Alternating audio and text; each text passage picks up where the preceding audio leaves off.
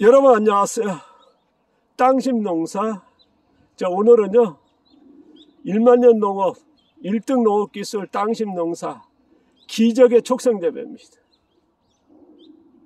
좀 타이틀이 거시기 합니다만은, 자, 1만년 농업에서 우리가 이제 지금의 근대 농업 100년은 어쨌든 뭐 아주 짧은 역사, 뭐 점 하나 정도의 역사 아닙니까? 그 역사 동안에 완전히 1만 농업을 뒤집는 사건이 일어났습니다. 바로 그게 뭐냐면 생산량이죠. 자, 1만 역사 동안에서 어떻습니까? 농업의 생산량은 언제나 부족했지 않습니까? 그러다 보니까 이제 보릿고개 같은 우리나라만 해도요. 그게 우리나라 같은 경우는 이제 한 6, 70년 이제 화학비료가 들어오고 수입되고 그 다음에 이제 우리나라에서 생산되면서 그 다음에 이제 이어진 축산, 공장식 축산이랄까 대량 축산이 되면서 거기서 나온 분뇨들 만든 이제 그리고 반료라고 하는 반료태비가 만들어지면서 이 화학비료가 반료태비 어떻습니까? 자, 1만년 농업의 역사를 바꾸는 생산량을 유지하고 있습니다. 그게 계속 이어지고 있는데요. 거기에는 어떻습니까? 이제 화학비료 반료태비를 기반으로 해서 작물을 빠르게 키우는 작물 성장 재배 속도를 촉생재배라고 하는, 그 다음에 초촉생재배라고 하는, 그전만 해도 어떻습니까? 전통재배는 작물 재배 속도가 느렸거든요. 그리고 재배 기간도 길었고요. 근데 양배추만 어떻습니까? 140일, 150일 재배하던 양배추가 품종 교란에서 그리고 비료에 의해서 50일, 60일 만에 수확하는 그런 품종도 양배추가 나왔습니다. 근데 이제 일반적인 양배추만 해도 어떻습니까? 건 한 달 30일 이상을 앞당긴 뭐 100일, 110일 만에 수확하는 양배추들이 재배가 이제 기본적으로 가고 있습니다. 거기에는 이제 촉성재배, 초촉성재배라고 하는 비료의 기반, 품종의 개량, 이런 것들이 지금의 농업 생산성을 높이고 있습니다. 자, 농업을 배우지 않고 모르신 분도 어떻습니까? 화학비료와 반료태비를 이용해서 이제 촉성재배, 초촉성재배가 하지 않습니까? 뭐 어떤 작물에 따라서는 뭐 더 기술이 필요합니다만은 일반적인 이제 작물 같은 경우는 이제 누구나 하고 있거든요. 그 정도로 이제 1만 년 농업 역사에 지금의 근대 농업, 뭐 점도 안 되는 이제 짧은 기간에 이런 농업을 기적의 농업이 나왔습니다.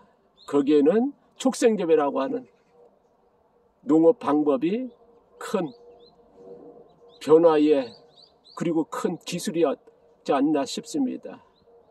근데 오늘 얘기하고 싶은 거는요, 기적의 촉성재배, 초촉성재배에서 이제 생산량을 높이는 방법이 나왔습니다만은, 그리고 그걸 달성했습니다만은, 더 기적의 농업이 뭐냐 그러면 바로 땅심 농사만으로 촉생재배를 하고 있다는 겁니다. 이거는 더 기적이거든요.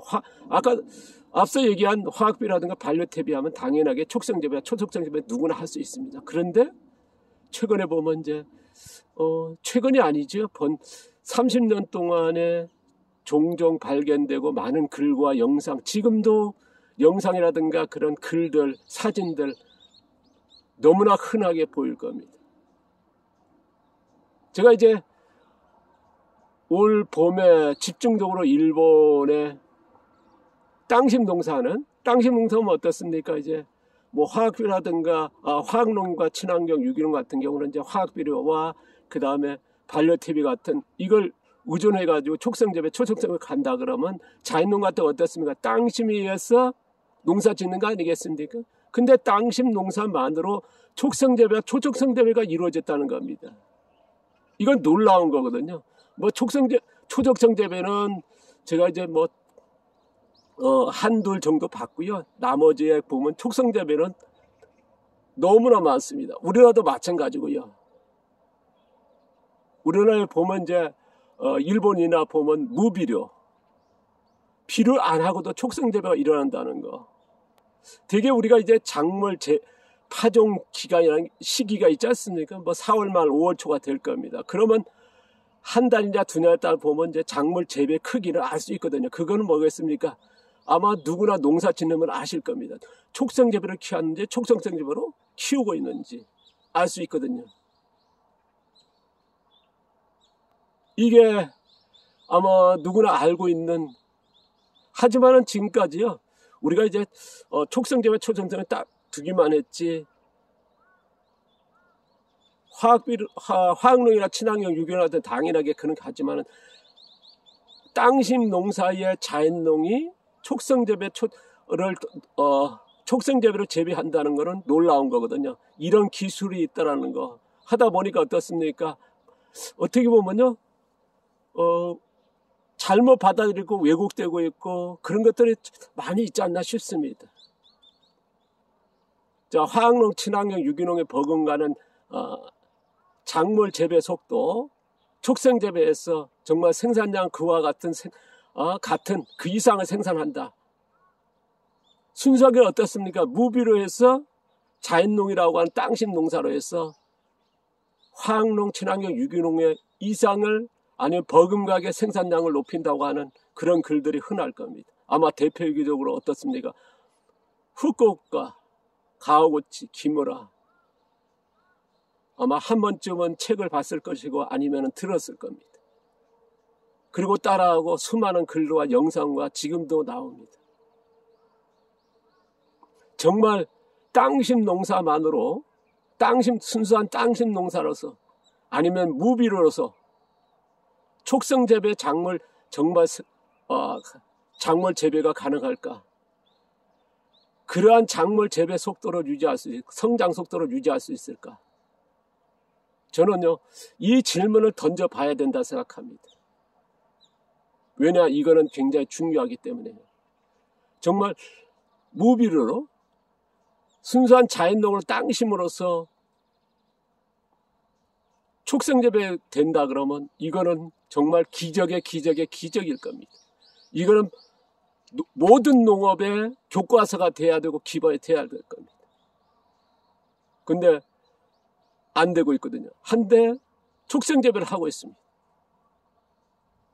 우리가 수천 년 동안 어떻습니까? 화전이라고 하는 농사. 지금도 동남아에 나와 있지 않습니까? 우리나라만 해도 이제 30년, 40년 전까지, 제가 이제 40년 전에만 해도 화전분들이 계셨거든요.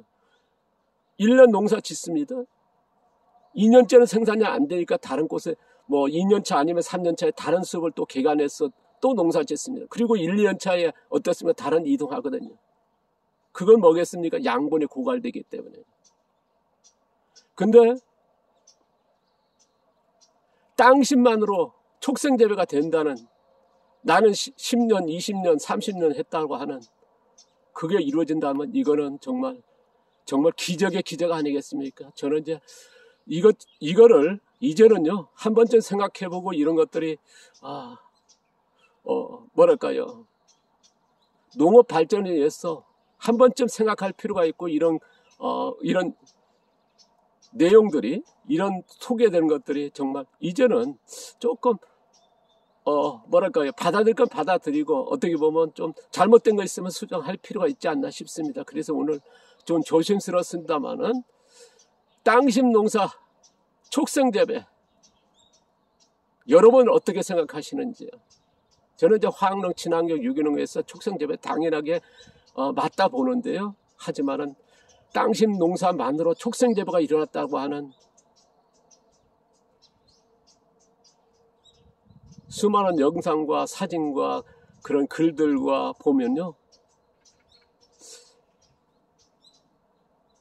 생각할 필요가 있지 않나. 그래서 화두를 던져봅니다. 판단은 여러분이 하시고요. 저는 개인적으로 저는 해보니까 안 되더라고요. 저는 이제 계속 30년 넘게 이제 정말 땅심 농사라서 촉성재배가 될까 하는데요, 안 됩니다. 지금 보여주는 양배추만 어떻습니까? 작물들이 촉성재배 안 됩니다.